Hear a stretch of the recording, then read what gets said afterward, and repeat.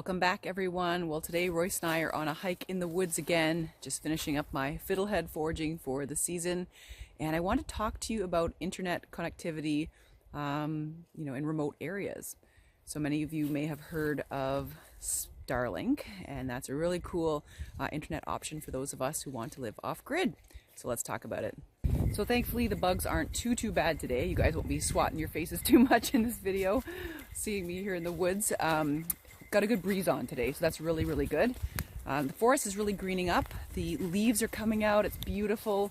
Trilliums are out, and my fiddlehead foraging season is winding down, unfortunately. So got quite a lot from my neighbor and myself.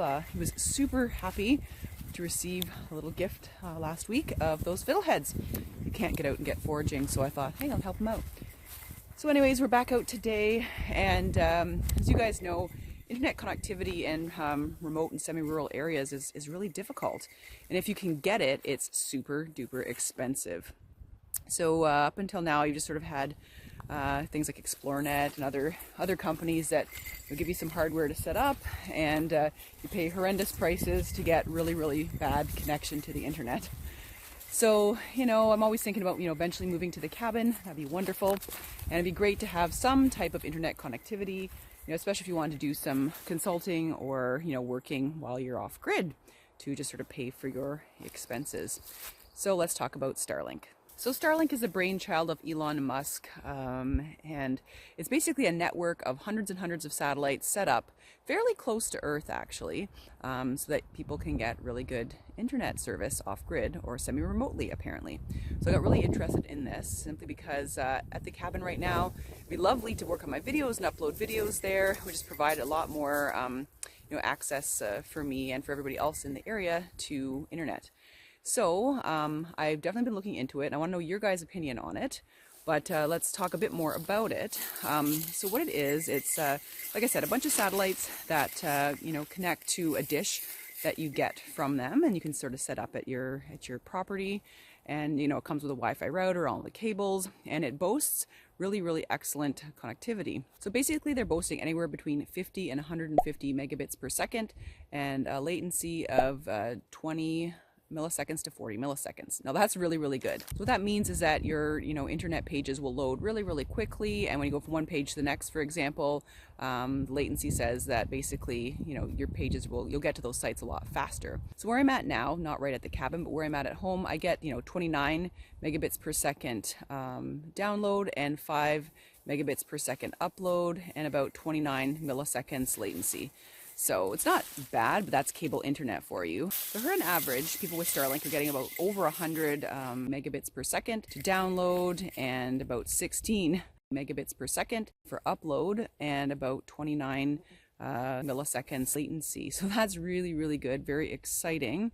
I'm really excited about it. Now, unfortunately, at my cabin right now, I cannot access it. So although they have hundreds and hundreds of satellites up there, very close to the Earth, they're still continuing to launch satellites. So not every area in the globe is covered yet. So I think where I'm at, they're forecasting perhaps towards the end of 2021 that I would be able to access the service. So that's pretty exciting. So what are the pros of something like Starlink?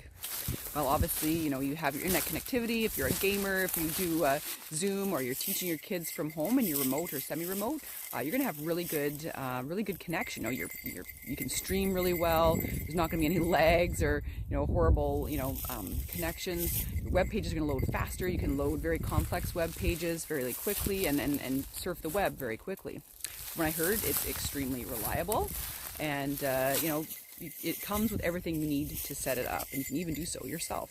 And since it relies on satellite systems and less of the ground infrastructure, that's why it's so awesome for off-grid areas where the on-ground infrastructure for internet can be really challenging. So you can get it into really complex environments where normally you couldn't get a regular internet connectivity set up.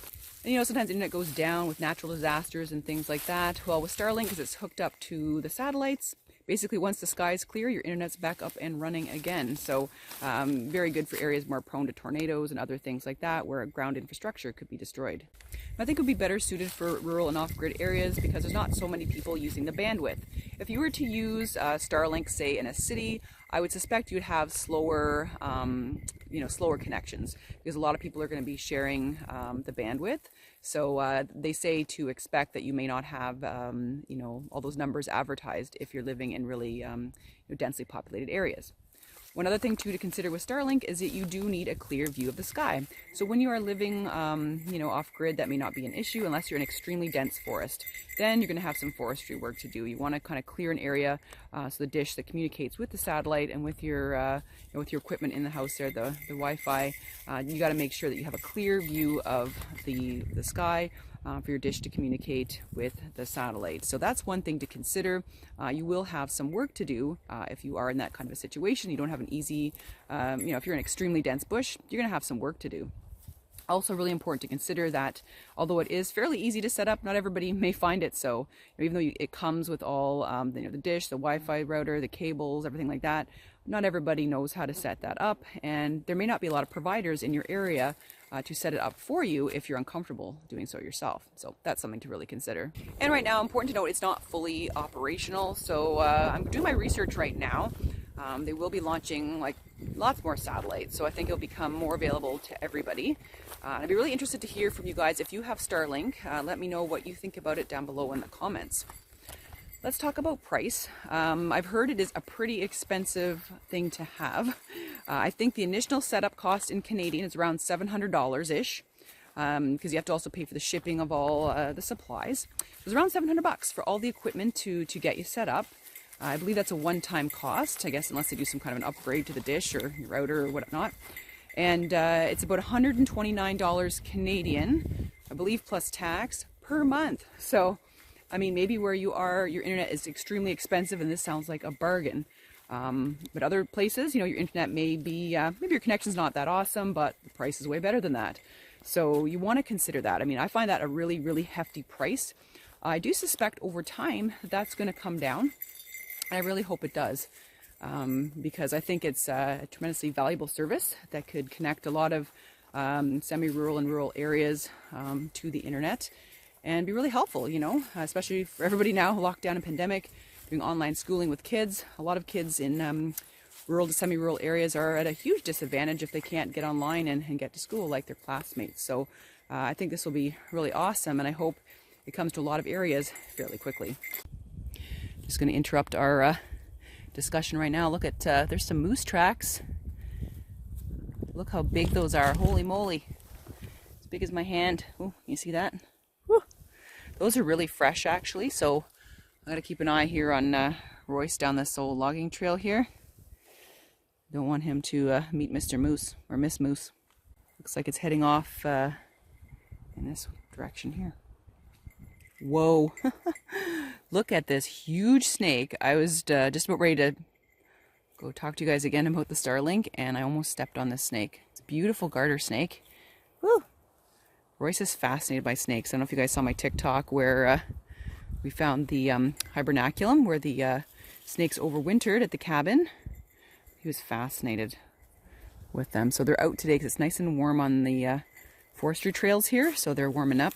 Another thing I found on the trail today was this turkey egg. Take a look at that. It was abandoned, ice cold. Pretty sure that's a turkey egg. Friend Bob would know. Just abandoned in the middle of a trail and ice cold, so it's kind of dead. So I'm gonna preserve the egg. Pretty cool. But yeah, lots of cool things in the forest today. Holy moly!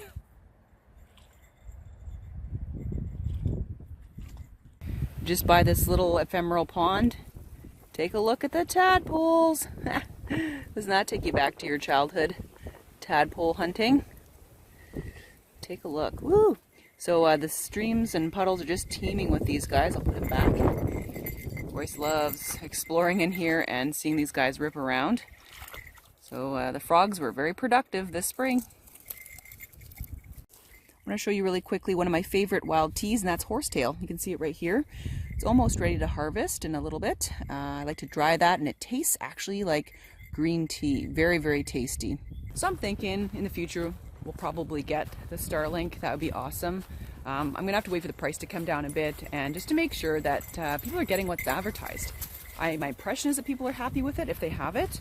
But I want to read a few more reviews and find out, and just see how technically difficult it is to install. I don't think it'll be that bad. And got a nice clear view of the sky at the cabin, especially in the field. So that's probably where the satellite would go. But it would allow me to, you know, even do like live streams or something if I was to keep up with my YouTube in the long term, and just upload the videos like so much faster than it is right now. Like some of these videos that you guys see, depends on the quality that I upload them at. But you know, sometimes it's taken, like if I do a really high quality video, it's taken 3 hours to upload to YouTube. And sometimes, guys, I find a mistake and I have to go and cancel the upload, start over again. So it would be really, really handy to have, you know, a really fast way of uploading the videos, and I could upload even higher quality videos to like 4K and stuff like that. Could you imagine? So let me know what you guys think of Starlink, what you've heard. Do you have friends that have it? Is it worth it? Is it really worth it? And we'll go from there. So thanks for tuning into today's video.